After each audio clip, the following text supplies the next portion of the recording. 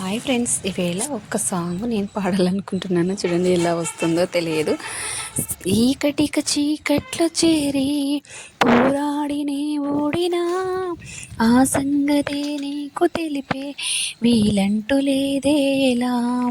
శ్రీరాముడంటే మహారాజే రాజ్యాలు వదిలొచ్చినా రావణుడి చేతిలో సీతై ప్రతిక్షణము విలపించిన ప్రాణంగా ప్రేమించే శ్రీకృష్ణుడే దొరికిన రాతల్లో లేని రాధై జన్మంత దుఃఖించిన భరించలేకున్నారా కన్నా క్షమించమంటున్నా.